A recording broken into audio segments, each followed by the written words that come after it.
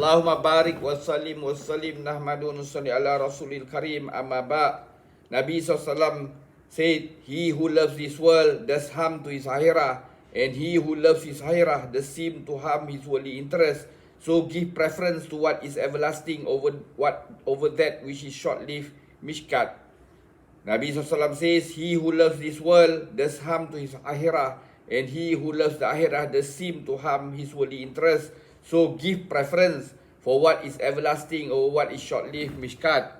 Bara radiyallahu anhu reports that Nabi SAW saying, he who indulges in a lustful life will be deprived of fulfilling his wishes in the akhirah.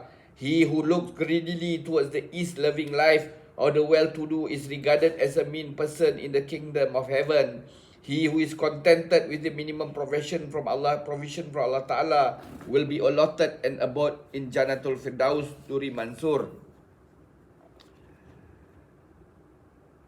On the day of Qiyamah, the world will, Ibn Abbas radiyallahu anhu says, on the day of Qiyamah, the world will be brought before the people. It will look like an old hag with blue sunken eyes and protruding teeth. People will be asked, do you recognize her? They will say, may Allah protect us all. Who is this monster?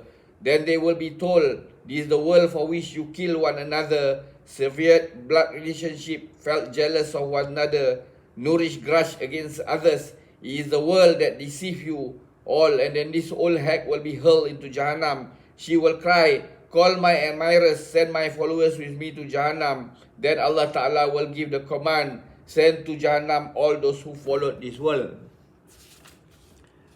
There are 3 stages for every individual in this world. First, from the beginning of the creation to the time of his birth. Secondly, the period stretching from the time of his death to eternity. Number 3, the intervening period between his birth and death.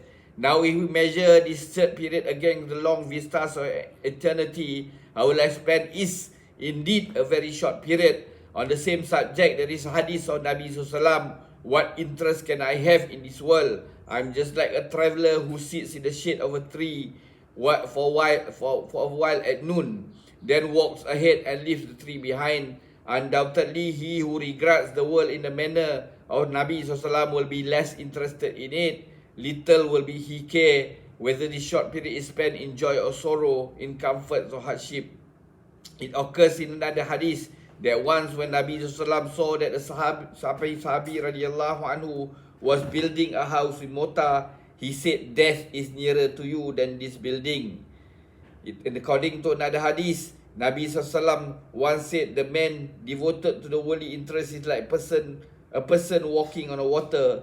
Can anyone walk on water without getting his feet wet? Isa alayhi salam says, let me tell you the truth. Just as a patient, when he is seriously ill, cannot enjoy food, so a worldly-minded person cannot experience devotion in his praise. And as a riding beast gets stubborn if nobody has ridden it for a long time, similarly the hearts of men, if they are not softened with the remembrance of death and rigorous devotional practices, become hard and not disposed to worship.